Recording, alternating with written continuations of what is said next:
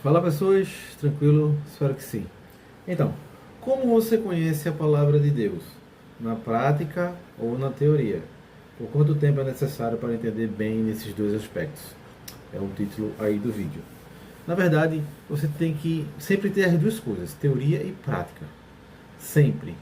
Claro que em determinado momento a gente vai dar mais valor à teoria, outros vão supervalorizar a prática.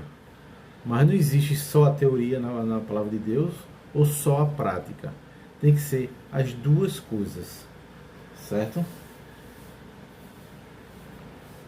Aí pode vir a pergunta: poxa, mas eu tenho tanto conhecimento, eu estudei teologia, tenho muito conhecimento, então veio na minha mente. Conversei com um pastor, um homem muito da Assembleia de Deus, eu acho que é da Assembleia de Deus, e a qualificação dele na palavra, o conhecimento que ele tem aprofundado é absurdo. Só que o pouco que ele conversou comigo deu para perceber que Deus fez uma revolução no coração dele. E que sentido? Ele leu todas as enciclopédias de teologia, todos os livros possíveis que você imaginar, porque é um homem obstinado que gosta de estudar a palavra de Deus, tá? Querendo ou não, se torna muito rigoroso, né? Porque termina entendendo toda, digamos assim, a legislação, né, de Deus, a doutrina, dentro do dogmatismo da Assembleia de Deus, sem criticar como é que eu posso falar, sem criticar a denominação, né, todo respeito. Mas ele falou uma coisa interessante que eu percebi logo de cara, não porque eu tenho o mérito de ter percebido, mas porque Deus me revelou instantaneamente. Ele falou: ó, Ademar, eu entendi que tudo que eu li da palavra, tudo que eu estudei, é insignificante para o que Deus pode revelar. Gente, Deus pode revelar coisas em milissegundos. Você sente. Ele te dá uma revelação, você sente. Aquele instante que você sente aquela revelação, em milissegundos, vale mais por um trilhão de informação que tem no mundo. E ele percebeu isso. Ele disse para mim: Adelmar, tudo que eu estudei é irrelevante para o que Deus representa. E percebi que não perdi tempo por ter estudado, porque eu cheguei a essa conclusão.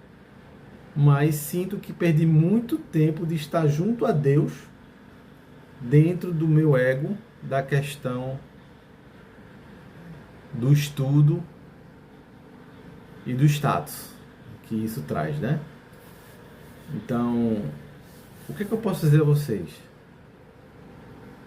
É importante estudar, buscar a teoria, é importante, mas a prática também tem que andar junto. Mas maior do que a teoria é Deus. E maior do que a prática é Deus. Sempre tem a teoria e a prática andando junto, mas acima dessas duas coisas tem a Deus no seu coração. Não diga que o seu conhecimento é o mais qualificado de todos ou o mais certo de todos, mas diga que o seu conhecimento é aquele mais próximo de Deus, onde Deus abençoa, onde Deus ama, onde Deus tem misericórdia, tá certo?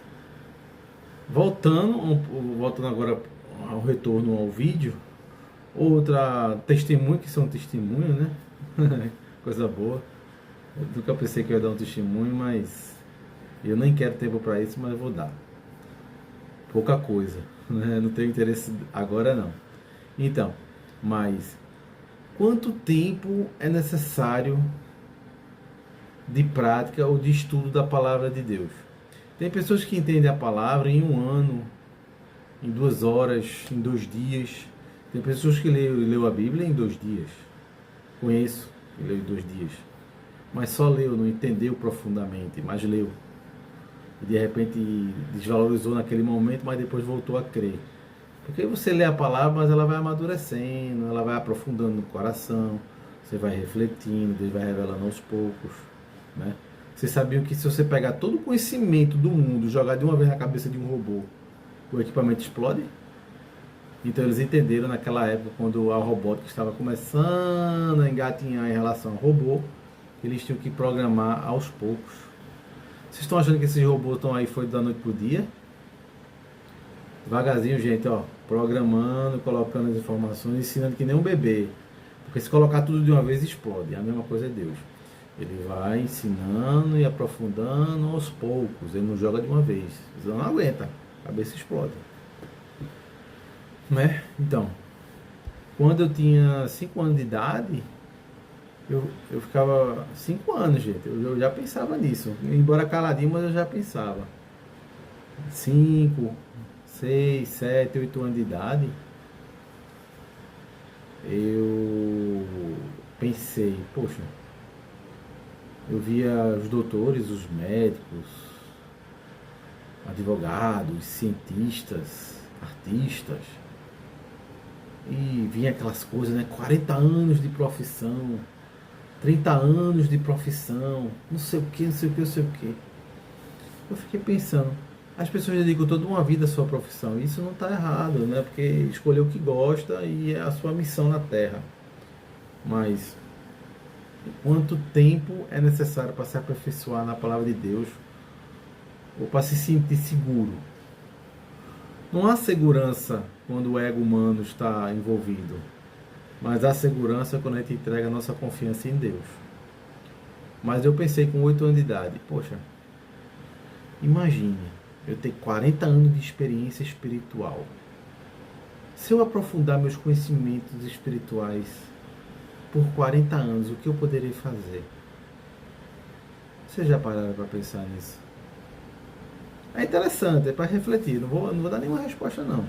É para refletir. Então, para vocês terem ideia, né? Então, teoria ou prática? As duas coisas.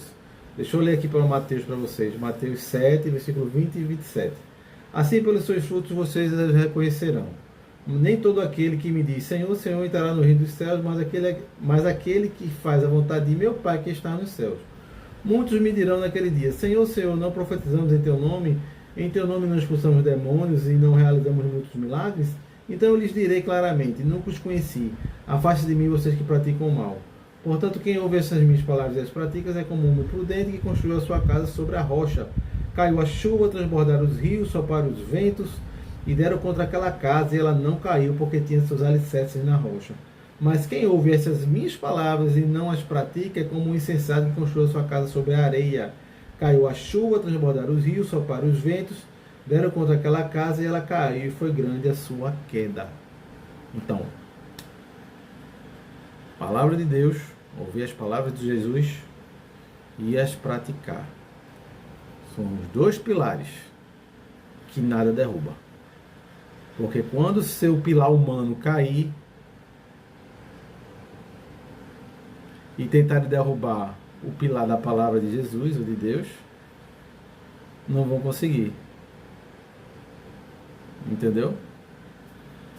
É isso, porque Jesus é soberano e nada é acima dele e ninguém consegue derrubar ele. Poxa, Domar, e você fala isso com que argumento? A cruz. Tem maior argumento do que a cruz? Quem, em sã consciência, sabendo que ia passar pelo que Jesus passou na cruz, ou ele sabendo que ia passar pelo que ia passar na cruz, quem, em sã consciência, não fugiria? Ou não fugiria? Ninguém, só Jesus encarou. A gente não encara não. Vai passar ali na esquina da rua com uma pessoa armada para ver se você vai passar? Só que na esquina com Jesus estava esperando a cruz. Mas ele foi por amor a nós e para nos salvar. Ele tem um propósito. O propósito dele era morrer na cruz. Mas ele aceitou e foi. Tá bom? Gente, aquele abraço. Deixa um like, se inscreve, aperta o sininho para receber novas notificações no YouTube.